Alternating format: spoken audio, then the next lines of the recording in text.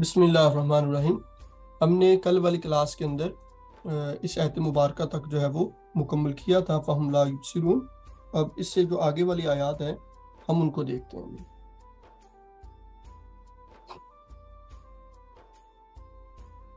آگے والی آیت کے اندر جو الفاظ ہیں وَسَوَاءٌ اور برابر ہے، تو یہاں پہ واو اور کے مفہوم کے اندر ہے، جبکہ اس سے پہلے ہم نے والقرآن الحکیم کے اندر قسم کے معنی کے اندر اس کو دیکھا تھا۔ سواء، یہ واو کے اوپر زبر بھی ہے اور پھر الف مدہ بھی ہے، تو ہم اس کو لمبا کریں گے۔ وسواء اور برابر ہے، علیہم علیہم ان پر یا ان کے لیے،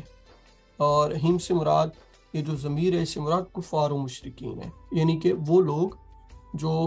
ایمان لے کر نہیں آئے اور ان کو بہت بار جو ہے وہ بشارت بھی دی گئی اور نظارت بھی کی گئی، خوشخبریاں بھی سنائی گئی، ڈرایا بھی گیا، لیکن اس کے باوجود بھی جو ہے وہ ایمان لے کر نہیں آئے۔ اور اللہ رب العزت پھر اپنے نبی کو فرماتا ہے کہ اے نبی برابر ہے علیہم ان کے اوپر، خواہ انذرتا آپ ان کو ڈرائیں، ہم انہیں، ام یا لم تنذر آپ نہ ڈرائیں، ہم انہیں، لا یؤمنون وہ ایمان نہیں لائیں گے، یعنی کہ وہ کفار و مشرکین بار بار معجزات دکھانے کے باوجود، وعظ و نصیحت کرنے کے باوجود، امثلہ اور سابقہ قوموں کے قصے بیان کرنے کے باوجود، جب انہوں نے اپنی ضد اور ہٹ درمی سے ایمان لانے سے انکار کر دیا، تو اللہ تعالیٰ اپنے نبی کو فرما رہا ہے کہ اے نبی اب برابر ہے ان کے اوپر کہ آپ ان کو وعظ و نصیحت کریں یا نہ کریں، وہ ہرگز ایمان لے کر نہیں آئیں گے۔ تو اس آیت کے اندر جو جن الفاظ کو ہم نے لمبا کرنا ہے، ایک تو وسواء ان کے اندر واو ہے کیونکہ زبر کے بعد الف مدہ آ گیا، اور آخر کے جو الفاظ ہیں لا یؤمنون، زبر کے بعد الف ہے، لام کو لمبا کریں گے لا یؤمنون، اور نون کو لمبا کریں گے کیونکہ پیش کے بعد جو ہے وہ واو ہے اور واو ساکن ہے۔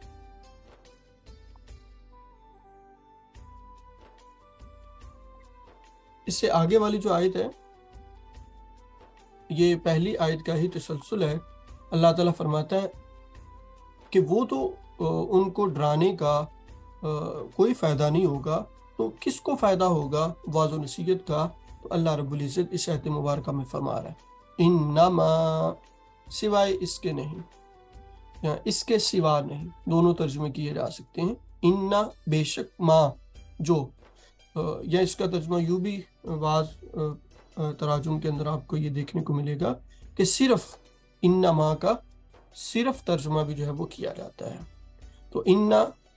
اس کو کیونکہ نون کے اوپر شاد ہے تو میں نے کہا تھا کہ اس کو ہم نے غنہ کرنا ہے اور میم کو لمبا کریں گے، انما اس کے سوا نہیں یا صرف، تنذرو تم ڈراتے ہو یا آپ ڈراتے ہو کس کو؟ من اتبع، من جو یا جس،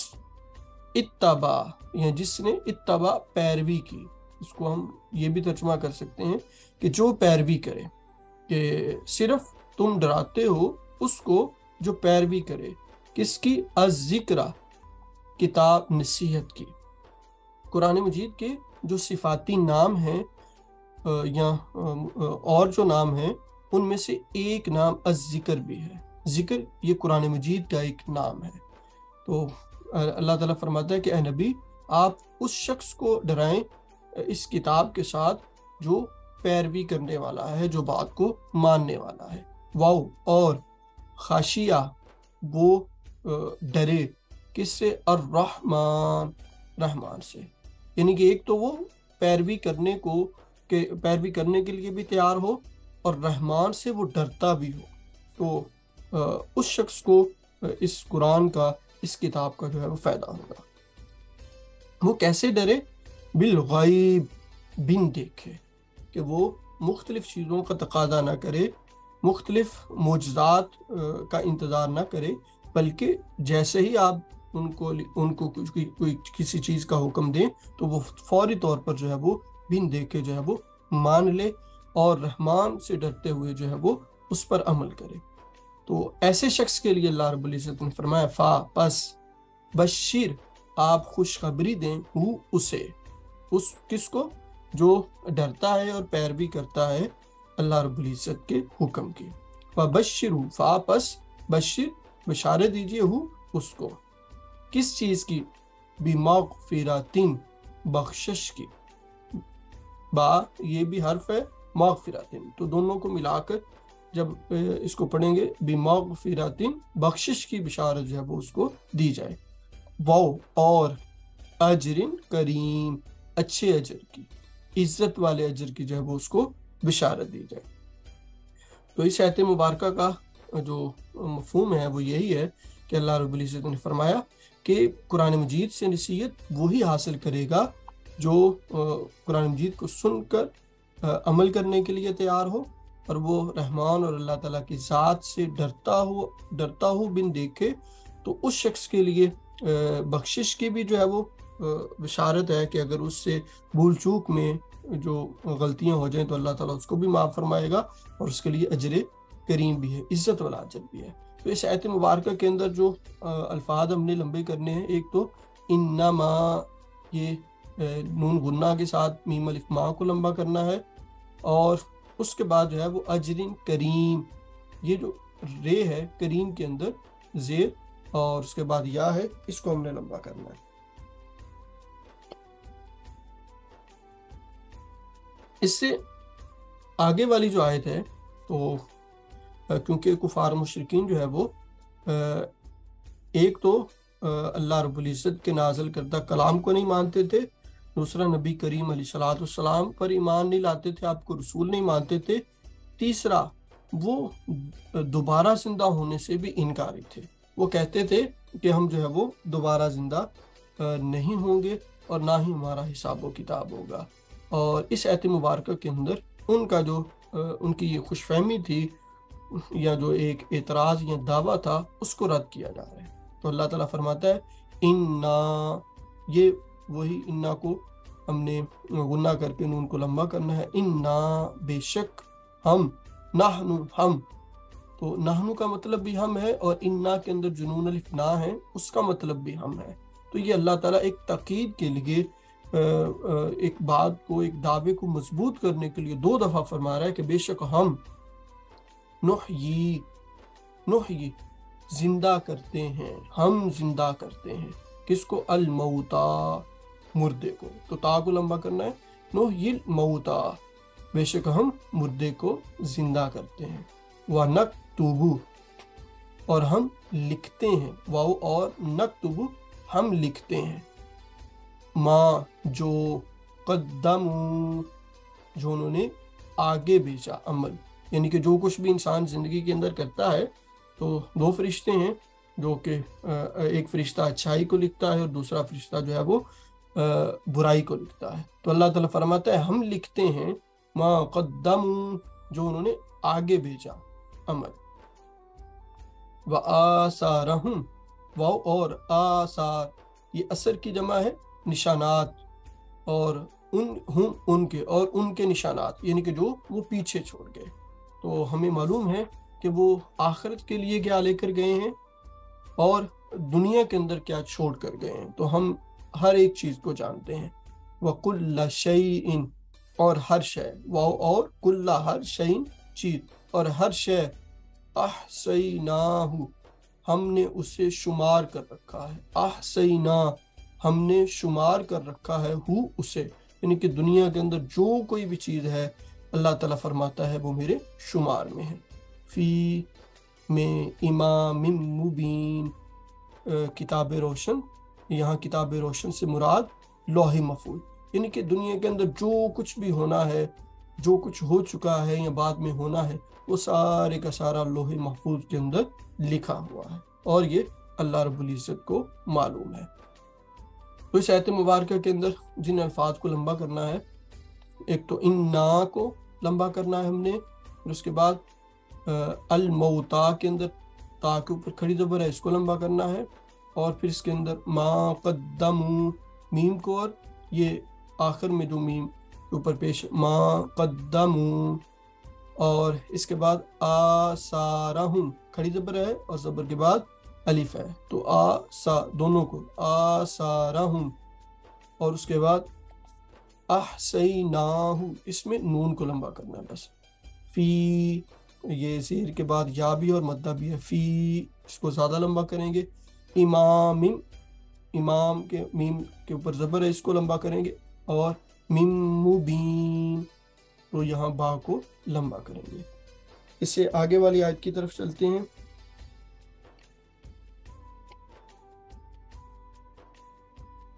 جی یہاں تک ہماری جو ہے وہ ایک جو پہلا رکوع تھا وہ مکمل ہوا، اور اس کی جو اب اس رکوع کے اندر جو بنیادی نکات اور چیزیں ہیں ہم اس کو دیکھ لیتے ہیں۔ یہ ہم نے حصہ کل بھی پڑھ لیا تھا کہ اس سورہ مبارکہ کا نام کیا ہے، جو اس کی پہلی آیت کے اندر ہیں، 5 رکوع ہیں، 83 آیات ہیں، اور 729 کلمات ہیں، 3000 حروف ہیں، اور اس کی فضیلت قرآن مجید کا دل کہا گیا اس کو، اور ایک حدیث مبارکہ میں فرمایا کہ اپنے اموات کے اوپر جو ہے وہ یاسین پڑھو۔ یہ جو یاسین کی سورہ یاسین کی فضیلت کے اندر حدیثیں ہیں، یہ فضیلت کے درجے کے اندر ہیں، اس سے ہم کو فرض واجب جو ہے وہ ثابت نہیں کر سکتے۔ زمانہ نزول کی ہم نے بات کر لی، یہ جب قریش و مشرکین قریش مکہ اور مشرکین مکہ جب نبی کریم علیہ السلام کو رسول نہیں مانتے تھے اور آپ کے کلام کو اللہ کا کلام نہیں سمجھتے تھے، یہ اس دور کی ہیں۔ مضامین کے اندر توحید، رسالت اور قیامت کے جو احوال ہیں ان کو بیان کیا گیا ہے۔ اچھا جی، یاسین کے لفظ یاسین کے بارے میں ہم نے کل دیکھا تھا کہ یہ حروف مقطعات ہیں، اور ان کے بارے میں کوئی نہیں جانتا کہ ان کا حقیقی مفہوم کیا ہے، لیکن بعض مفسرین نے ان سے اشارہ لیا ہے، اس سے مراد یہ ہے۔ اس سے متعلق مختلف علماء تفسیر نے جو ہے وہ اقوال جو ہیں وہ ان سے منقول ہیں۔ ایک تو انہوں نے کہا کہ یہ سورت کا نام ہے، دوسرا یہ بھی کہا گیا ہے کہ یہ قرآن مجید کے جو نام ہیں ان میں سے ایک نام بھی ہے، بعض نے کہا کہ یہ اللہ تعالیٰ کا نام بھی ہے، اور بعض میں جو ہے وہ انہوں نے کہا کہ یاسین کے جو معنی لغت کے اندر موجود ہیں وہ انسان کے ہیں، اور اس سے مراد جو ہے وہ انسانی کامل یعنی کہ حضور علیہ السلام کی ذات مبارکہ ہے۔ اور ایک قول کے مطابق جو ہے یہ کہا گیا کہ یہ نبی کریم علیہ السلام کے اسماء مبارکہ میں سے ایک ہے، اور ایک قول جو ہے یہ ہے کہ یہ مخفف ہے، جس کو انگریزی کے اندر ہم ایبریویشن کہتے ہیں، یا سید البشر کا، ٹھیک ہے نا، اے انسانوں کے یا بشروں کے سردار۔ تو یہ مختلف اقوال ہیں، تو یہ لفظ یاسین کے متعلق ہے۔ اچھا جی، اس کے بعد جو آیات کی تھوڑی سی وضاحت ہے ہم ان کو دیکھ لیتے ہیں۔ والقرآن الحکیم، کہ اللہ نے قرآن مجید کی جو ہے وہ قسم اٹھائی، کیونکہ کفار مکہ جو تھے وہ نبی کریم علیہ السلام کی نبوت کا انکار کرتے تھے، اور طرح طرح کے جو ہے وہ الزامات لگاتے تھے کہ آپ نبی نہیں ہیں، آپ ہمارے جیسے انسان ہیں، کبھی جادوگر، کبھی پاگل، کبھی دیوانہ، نعوذ باللہ، پتہ نہیں کیا کیا کہتے تھے۔ تو اللہ تعالیٰ نے جو ہے وہ قرآن حکیم کی قسم اٹھا کر کہا کہ یہ رسول ہیں، جو اگلی والی آیت مبارکہ کے اندر فرمایا کہ انک لمن المرسلین، کہ بے شک آپ رسولوں میں سے ہیں، یعنی کہ اللہ تعالیٰ نے نبی کریم علیہ السلام کے رسول ہونے کا کی جو دلیل ہے یا گواہی وہ اللہ رب العزت نے خود دی، اور اپنی لا ریب کتاب کی قسم اٹھا کر دی۔ اور پھر ساتھ ہی یہ بھی فرمایا کہ علی صراط مستقیم، کہ آپ سیدھے راستے پر ہیں، اور جتنے بھی نبی اس دنیا کے اندر آئے ہیں وہ سارے کے سارے صراط مستقیم کی طرف ہی لوگوں کو بلاتے رہے۔ اور پھر یہ جو دعویٰ تھا کہ وہ کہتے تھے کہ یہ نبی کریم علیہ السلام کا کلام ہے، قرآن مجید اللہ کا کلام نہیں ہے، تو اس آیت مبارکہ کے اندر فرمایا گیا کہ تنزیل العزیز الرحیم، یہ کسی فلسفی، دانشور، کسی جادوگر، کسی ادیب کی تصنیف نہیں ہے، بلکہ یہ خالق اور مالک جس کی صفات میں جو ہے وہ عزیز اور رحیم ہے، یہ اس کی طرف سے نازل کردہ جو ہے وہ کلام ہے۔ اچھا، پھر اس سے آگے والی جو آیت کے اندر اللہ رب العزت نے یہ بتایا کہ یہ نازل کیوں کیا گیا. یہ اس وجہ سے نازل کیا گیا کیونکہ حضرت ابراہیم علیہ السلام جب اپنے صاحبزادے حضرت اسماعیل علیہ السلام کو حجاز کی طرف چھوڑ کر گئے تو وہاں ان کی نسل بسی، اور اسماعیل علیہ السلام کے بعد عیسیٰ علیہ السلام تک کوئی نبی، کوئی پیغمبر، کوئی رسول اس علاقے میں نہیں آیا. لوگ ملت ابراہیمی پر ہی زندگی گزار رہے تھے. تو کافی عرصہ تک کیونکہ ان کی طرف کوئی نبی نہیں آیا، تو اللہ تعالیٰ فرماتا ہے کیونکہ ان کے آباء و اجداد کو ڈرایا نہیں گیا، وعظ و نصیحت نہیں کی گئی، تو ان کو وعظ و نصیحت کے لیے راہ راست پر لانے کے لیے جو ہے قرآن مجید کو نازل کیا گیا. اور پھر اس سے آگے والی جو آیت مبارکہ کے اندر جو ہے وہ فرمایا گیا کہ جو لوگ ہر طرح کا معجزہ اور بات دیکھنے کے باوجود بھی جو ہے وہ ایمان لے کر نہیں آئے، تو انہوں نے اپنے آپ کو مستحق قرار دے دیا کہ ان کے اوپر جو ہے وہ اللہ تعالیٰ کی طرف سے جو ہے وہ عذاب نازل ہو جائے. اور پھر اللہ تعالیٰ نے بطور سزا ان کو فرمایا کہ ہم ان کی قیامت والے دن جو ہے وہ ان کی گردنوں کے اندر جو ہے وہ توق ڈالیں گے، اور وہ ادھر ادھر دیکھ نہیں سکیں گے. کن کی گردنوں کے اندر؟ جنہوں نے اللہ رب العزت کے اس کلام کو جھٹلایا اور نبی کریم علیہ السلام کی رسالت کا انکار کیا. اور پھر اللہ رب العزت جو ہے وہ اسے اگلی والی آیت مبارکہ کے اندر فرماتا ہے کہ ہم نے ان کے سامنے اور پیچھے جو ہے وہ دیواریں بنا دی ہیں. بعض مفسرین نے یہ بھی کہا ہے کہ اس سے مراد یہ ہے کہ اللہ رب العزت نے پہلی قوموں کے واقعات بھی سنائے اور بعد میں جو ہونا ہے وہ بھی بتایا.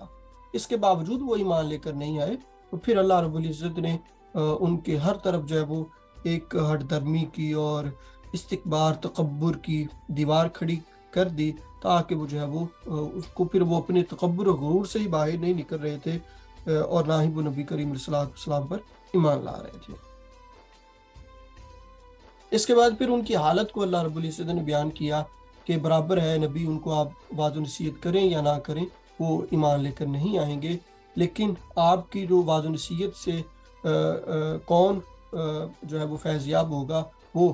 جس کے دل کے اندر اتباع رسول کی خواہش ہے اور وہ رحمان سے ڈرتا ہے اور وہ کسی قسم کا تقاضا نہیں کرتا. تو ایسے انسان کے دل کے اوپر جو ہے وہ قرآن مجید کا اثر ہوگا، اور اس کے جو غلطیاں ہیں اللہ رب العزت قرآن مجید پر عمل کرنے کی بدولت معاف بھی فرما دے گا، اور اس کے لیے عزت والا اجر بھی ہے. اور پھر آخری آیت کے اندر جو ہے وہ اللہ رب العزت نے جو کفار مشرکین کا یہ دعویٰ تھا کہ انہوں نے مر کر دوبارہ زندہ نہیں ہونا، تو اس کو جو ہے وہ رد کیا گیا کہ اللہ رب العزت فرمایا ہم ہی زندہ کرنے والے ہیں مردوں کو، اور جو کچھ بھی تم کام کر رہے ہو وہ لکھے جا رہے ہیں، اور یہ اللہ تعالیٰ کے ریکارڈ میں ہیں. کل قیامت والے دن جو ہے وہ تمہیں اس کا حساب دینا پڑے گا. اب خلاصے کے طور پر جو چیزیں ہیں سورہ یاسین کے متعلق ہم نے بنیادی معلومات دیکھی. اس کے بعد لفظ یاسین کے متعلق جو ہے وہ ہم نے مختلف اقوال دیکھے. پھر اللہ رب العزت نے قرآن حکیم کی قسم اٹھا کر جو ہے وہ نبی کریم علیہ السلام کے رسول ہونے کا اعلان کیا. اس کے بعد جو ہے وہ قرآن مجید کے نازل ہونے کا مقصد بیان کیا گیا، اور ساتھ میں یہ بھی بیان کیا گیا کہ یہ جو میں تھوڑا سا غلطی کر گیا، تو رسالت کا اعلان کیا. اس کے بعد اللہ رب العزت نے قرآن مجید پر جو اعتراضات تھے کفار و مشرکین کہ یہ اللہ کا کلام نہیں ہے، تو اس کے جواب کے اندر اللہ تعالیٰ نے فرمایا کہ یہ اللہ تعالیٰ کی طرف سے ہی نازل کردہ جو ہے وہ کلام ہے. اور پھر یہ قرآن کیوں نازل کیا گیا اس کا مقصد بیان کیا گیا، تاکہ جو ہے وہ لوگ وعظ و نصیحت کریں، اور جن لوگوں نے ضد و ہٹ درمی کی وجہ سے جو ہے وہ ایمان لے کر نہیں آئے، تو ان کی گردنوں کے اندر توق ڈالنے کا وعدہ کیا گیا. اور پھر اس کے ساتھ ہی یہ کہا گیا کہ جو اللہ تعالیٰ کی ذات سے ڈرتے رہتے ہیں ان کے لیے اجر عظیم ہے، مغفرت ہے. اور آخر کے اندر یہ بیان کیا گیا کہ انسان کی یہ زندگی عارضی زندگی ہے، اس کے بعد انسان نے جو ہے وہ مرنا ہے، اور جب دوبارہ زندہ ہوگا تو اس کے بعد حساب و کتاب ہوگا، اور پھر جو ہے وہ جزا و سزا کا جو ہے وہ معاملہ ہوگا. تو یہ پہلے رکوع کے جو بنیادی نکات تھے اس کا خلاصہ کہہ لیجئے.